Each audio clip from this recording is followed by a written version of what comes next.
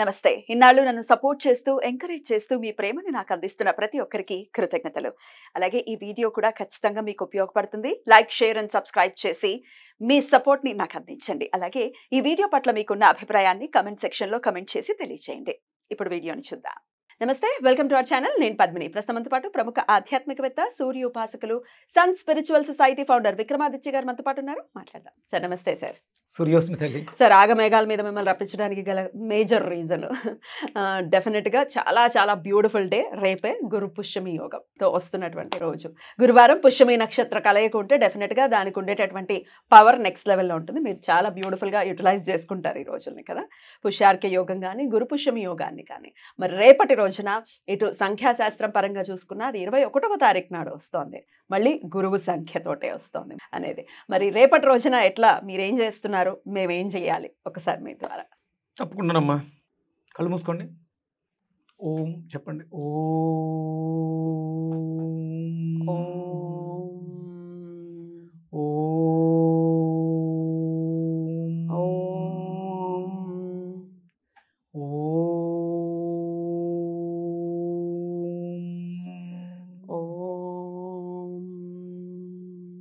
మన్యురసి మన్యురసి మన్యుమ్మై దేహి మన్యుమ్మై దేహి మన్యురసి మన్యురసి మన్యుమ్మై దేహి మన్యుమ్మై దేహి మన్యురసి మన్యురసి మన్యుమ్మై దేహి మన్యుమ్మై దేహి సహో అసి సహో అసి సహోమై దేహి సహోమై దేహి సహో అసి సహో అసి సహోమై దేహి సహోమై దేహి సహో అసి సహో అసి సహోమై దేహి సహోమై దేహి.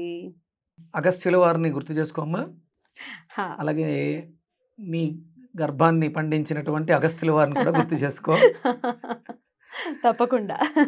సూర్యోస్మి. సూర్యోస్మి. చెప్పండి, ఎందుకు ఇది చదివించారు చెప్పండి.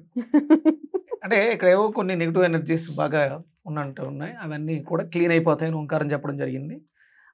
ఈ డిస్టర్బ్ చేసినటువంటి భావోద్వేగాలు, భావాలన్నీ కూడా నీలోంచి కూడా వెళ్ళిపోయి మన్యురసి మన్యుమ్మైది. ఆయనకి అద్భుతమైనటువంటి క్షమాగుణం ఉంది. వాళ్ళని అంటే దుష్టులను శిష్టులని కూడా క్షమించేటువంటి ఆ గుణాన్ని నాకు ప్రసాదించు. అలాగే సహనం. సహనం చాలా ఇంపార్టెంట్, చాలా అవసరం. అంటే నీ ప్రొవిషన్లో నీకు చాలా అవసరం. మాలాంటి వాళ్ళు నిన్ను ఎంతో ఇబ్బంది పెడుతూ ఉంటారు. అదే సహనం కొంచెం పెంచాలి. అంటే సహజంగానే ఎక్కువ ఉంటుంది ఆడవాళ్ళకి. ఇబ్బంది ఎక్కువ ఉన్నప్పుడు కొంచెం సహనం అవసరం. ఆ శక్తి ఇంకా అవసరం. కాబట్టి నాకు అనిపించింది నీతో ఎందుకంటే నీ అవసరం వాళ్ళకి చాలా ఉంది. నువ్వు ప్లెజెంట్గా ఉన్నప్పుడు బాగా ఎక్కువ అడిగి వాళ్ళకి మంచి చేయగలవు. అంటే నీ బాగోగులు చూడటం మా బాధ్యత. Thank you so very much. సరే, మరి రేపటి రోజున మీరు చాలా చాలా బ్యూటిఫుల్గా రేపటి రోజున ప్లాన్ చేసుకున్నారు. చాలా అద్భుతంగా. ఏమేం చేస్తున్నారు, మేము కూడా ఏం చేసుకోవచ్చు ఒక్కసారి. అంటే ఇప్పుడు సశాస్త్రీయంగా అభిజిత్ లగ్నంలో బంగారాన్ని, వెండిని, రాగిని కలిపి బృహస్పతి రింగులు ఉంగరాలుగా తయారు చేస్తుంటారు. ఇది బృహస్పతి రింగ్. ఇది చూడచ్చా? ఇది ఇట్లా మామూలుగా పెళ్ళికి కూడా పెడుతున్నారు. చుట్టు రింగు, చుట్టు ఉంగరం కింద. అంటే అందులో బంగారమే ప్రధానంగా రాగి ఉంటుంది. ఇందులో ఏంటంటే కొన్ని పాళ్లలో మనం సశాస్త్రీయంగా దాన్ని మిక్స్ చేస్తాం. ఏమేమి ఉంటాయి సార్? బంగారం, రాగి, వెండి. 3 ఉంటాయి ఇందులో. ఇది పెట్టుకోవడం వల్ల అంటే ఇప్పుడు ఈ రోజుల్లో కలియుగంలో బాగా జనులకు అవసరమైంది ఏంటి? డబ్బు, ఆర్థిక. అంటే ఇక్కడ పుష్యమి నక్షత్రం విపరీతంగా సంపాదనకి సహకరించేటువంటి నక్షత్రం. అది దాని పేరు అసలు ఒరిజినల్గా పోషణనిచ్చేది, మనకు కావాల్సినటువంటి శక్తిని ఇచ్చేది. దానికి అధిదేవత, పుష్యమి నక్షత్రానికి అధిదేవత బృహస్పతి. అంటే మనకి ఇది శనిగా చెప్తారు. నక్షత్రాధిపతి శని, అధిదేవత ప్రత్యధి దేవతలో మనకి బృహస్పతి. బృహస్పతి బంగారానికి, ధనానికి కూడా కారకుడు. గురువు అంటేనే మరి బంగారం. మనల్ని బంగారం, మన జీవితాన్ని బంగారమయం, సువర్ణమయం చేస్తాడు. అందుకని మనం ఈ బృహస్పతి గురువారము పుష్యమి నక్షత్రం కలిసి వచ్చినప్పుడు చేసేటువంటి అన్ని అర్థమైపోతాయి మీకు. చెప్పండి. అదే అంటే ఇది గురువు యొక్క తత్వం. అంతే కదా. నేను నీ కళ్ళలోకి చూసి మాట్లాడతాను ఎప్పుడు కూడా. అవును. నీ కళ్ళల్లో వచ్చేటువంటి ఎక్స్ప్రెషన్స్ బట్టి నాకు తెలుస్తుంటది. నేను ప్రశ్న అడుగుతున్నానా, అర్థమవుతోందా, అర్థం కావట్లేదా? రైట్. మన జర్నీ అలా ప్రారంభమైంది. అంటే నేను నిన్ను చూసి మాత్రమే ఒక డిఫరెంట్ అవసరం ఏంటి అంటే, నువ్వు నీ కోరికలు అడగవు, నిన్ను తలుచుకుని నీ చుట్టూ ఉండేటువంటి చూస్తున్నటువంటి మన కుటుంబ సభ్యులని దృష్టిలో పెట్టుకుని అడుగుతావు. అందుకని ఎప్పుడు నీ కళ్ళలోకే చూస్తాను నేను. నీ భావం నాకు అర్థమవుతుంది. వేరే ఛానల్స్కి వెళ్తే ఏం ఉండదమ్మా, క్వశ్చన్ అడుగుతారు, సమాధానం చెప్తారు. కానీ తప్పదు, అంటే జనాలకు రీచ్ అవ్వాలి. ఇక్కడ మిగతా ఛానల్స్ చూసేటువంటి మన కుటుంబ సభ్యులందరూ కూడా ఇక్కడికి వచ్చేస్తే ఎక్కడికి వెళ్ళక అవసరం లేదు, ఇక్కడ సరిపోతుంది. చూడండి, ఇప్పుడు మనది ఎంత 4 లక్షలకి దగ్గరలో ఉంది. మనం మీరు మీ చేతుల్లోనే ఉంది. 1 మిలియన్ చేస్తే 10 లక్షలు చేస్తే చాలా సంతోషం కదా. ఇంకెక్కడికి వెళ్ళాల్సిన అవసరం లేదు. రెడ్ టీవీని వేదికగా తీసుకుని, రెడ్ టీవీ భక్తిని వేదికగా చేసుకుని మనం బోల్డ్ కార్యక్రమాలు, ఎన్నో విషయాలు అసలు మీకు కావలసినంత. పూర్వం మన దేవాలయాల్లో విపరీతమైనటువంటి సంపద తీసుకొచ్చి పోసేవారు. అక్కడికి వెళ్ళి అక్కడ ఉన్నటువంటి బ్రాహ్మణోత్తములకి సంప్రదించి, మాకు ఒంట్లో బాగాలేదు, ఔషధాలు ఉండేవి, మాకు ఆర్థిక సమస్యలు అక్కడ ఉండేవి, ఇచ్చేవారా? ఇప్పుడు విపరీతమైనటువంటి మాన్యం, దేవాలయ మాన్యాలు ఉండేవి, బోళంత సంపద ఉండేది. అక్కడ అన్న సంతర్పణ మనం చందాలు ఇస్తే భోజనాలు పెట్టడం కాదు, ఆకలితో ఆర్తితో ఉన్నటువంటి దేవాలయాల దగ్గరికి వెళితే నిత్యం అన్నదానం జరిగేది. అక్కడ గుళ్ళో సేవ చేసుకుంటూ, స్వామి సేవ చేసుకుంటూ, అక్కడ ఉన్నటువంటి తోటల్లో పువ్వులు కోసి దండలు కట్టి ఆరాధన చేస్తూ, హోమానికి కావాల్సిన సమితలు, స్ట్రెస్ ఫ్రీ లైఫ్. అసలు ఎంత అద్భుతం. ఇది లేదు అంటే ఇప్పుడు ధర్మాచరణ, ఇప్పుడు నేను చేస్తున్నది అదే. ఇప్పుడు పుష్యమి గురువారం వచ్చినప్పుడు నాకు ఆ శక్తిని ఆపాదించుకుంటున్నాను. రావి చెట్టు దగ్గరికి వెళ్తాను ప్రతిరోజు, చిన్న చిన్న సమిధలు దొరుకుతాయి, అవన్నీ ఎరుకుని తెచ్చుకుని ఇంట్లో పెట్టుకుంటాను. ప్రతిరోజు నిత్యాగ్నిహోత్రం చేస్తాను. ఆ నిత్యాగ్నిహోత్రం చేయడం ద్వారా ఆ ప్రాంతం, ప్రాంగణం, దేవాలయం, ఆ ఊరు ప్రజలు అందరూ సుభిక్షంగా ఉంటారు. ఇది ధర్మ ఆచరణ చేయడం ద్వారా. బ్యూటిఫుల్. మరి రేపటి రోజున బంగారమయం అయ్యేటటువంటి పరిస్థితి ఉంటుంది మన జీవితాలు. ఇట్లా ప్రకృతి అందిస్తున్నటువంటి ఒక బ్యూటిఫుల్ డేస్ ని అప్పుడప్పుడు మాత్రమే వస్తూ ఉంటాయి కాబట్టి యూటిలైజ్ చేసుకోవాలి. డెఫినెట్ గా ఈ నెలలో మనకి ఆగస్టు 21వ తారీఖు ఉంది, సెప్టెంబర్ 18 మళ్ళీ ఉందా? అది ఇంకా పవర్ఫుల్ గా ఉంది. భాద్రపద మాసంలో అంటే గణపతి నవరాత్రులు అయిపోతాయి, కానీ గణపతి ఆవిర్భావం మనం 9 రోజులు విశేషంగా చేస్తాం. భాద్రపద మాసం అంతా గణపతి. అంటే గణపతి అంటే ఏంటో కూడా మనం మాట్లాడదాం. ఆయన వెలాసిటీ ఆఫ్ లైట్. ఎందుకంటే సుబ్రహ్మణ్యుడు మనం మళ్ళీ మాట్లాడదాం. రేపు ఏం చేయాలో చెప్పండి. రేపు పొద్దుటే సూర్యోదయానికి పూర్వం నిద్ర లేవటం, రావి చెట్టు దగ్గరకు వెళ్ళటం, స్నానాధికాలు పూర్తి చేసుకుని, లేదు అవకాశం ఉంది అంటే హోమం చేయండి రావి సమిధలతో.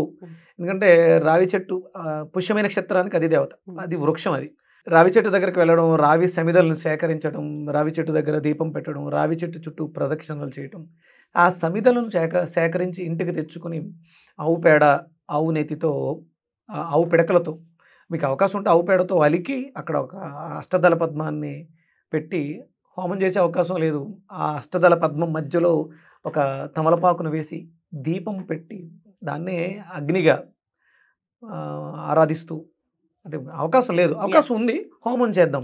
చిన్న చిన్న సమిధలు చిన్నవి తెచ్చుకోండి, ఒక 5-6 సమిధలు తెచ్చుకోండి, ఒక చిన్న ఆవు పేడ, దాని మీద కొంచెం ఆవు నెయ్యి వేసి కర్పూరం వేసి వెలిగించండి.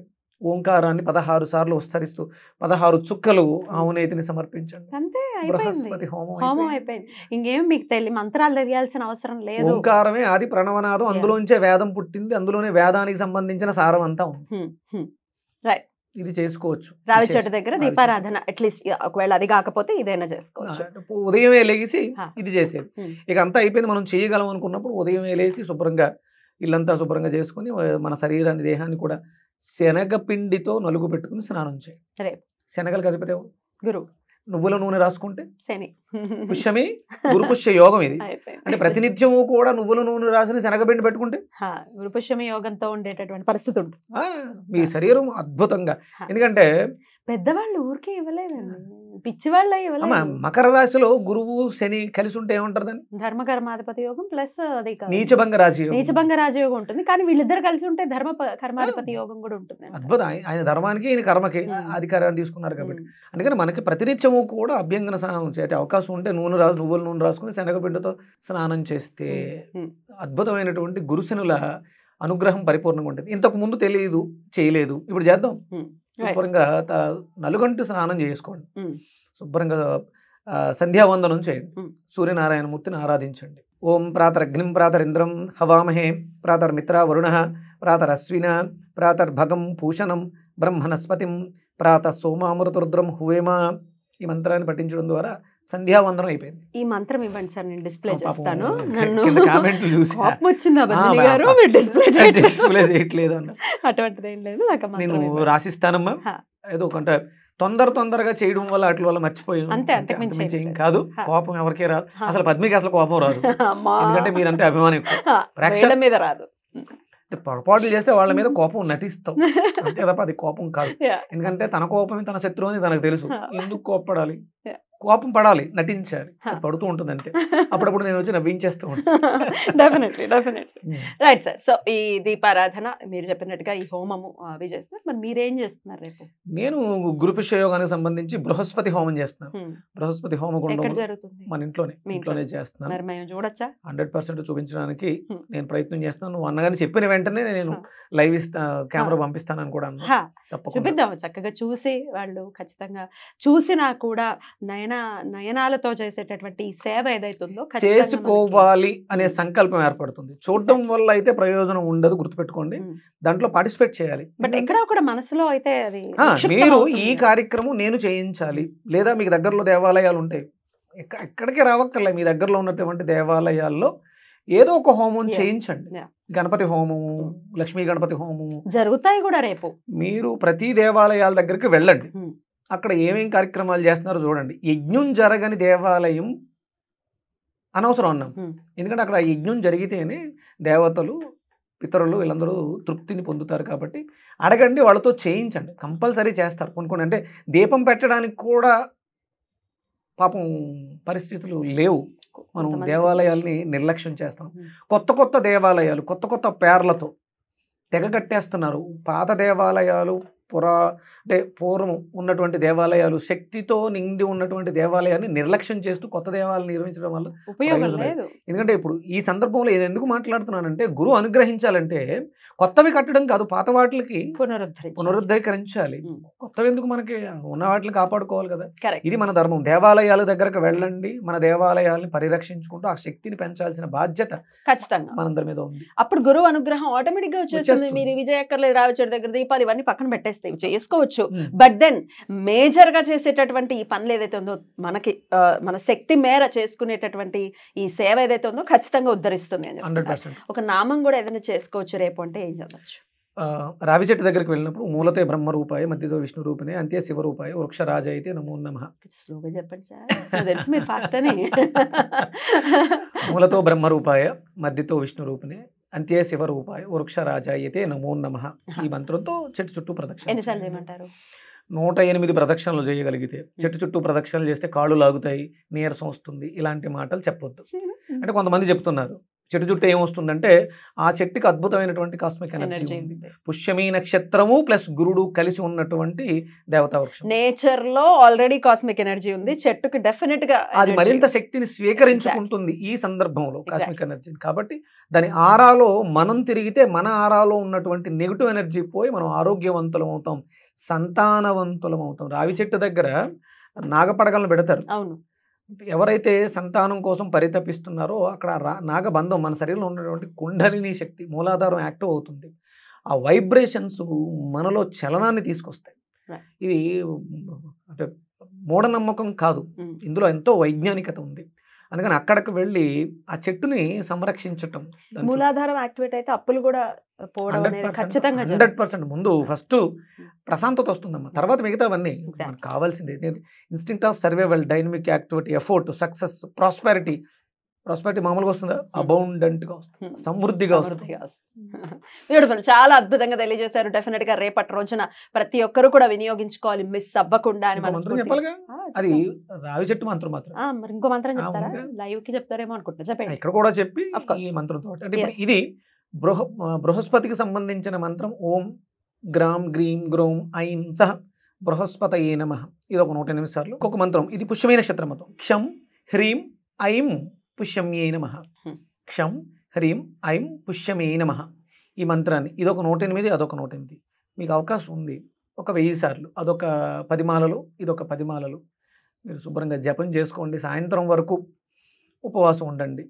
ఫలాలు హ్మ్. ఫలాలు తీసుకోండి. హా. జ్యూసులు తీసుకోండి. హ్మ్. ఏవైనా తాగేవి ఎక్కువ తీసుకోండి. తినే వాటి మీద దృష్టి పెట్టండి. వండిన వాటి మీద దృష్టి పెట్టకండి. అప్పుడు అద్భుతంగా అంటే ఉపవాసం ఉంటే మీరేమో ఉపవాసం లేరు. రోజూ చేసేటువంటి అన్నము, ఇడ్లీలు, దోసెలు మాత్రమే విడిచిపెట్టారు. ఫలాహారం ఉంది.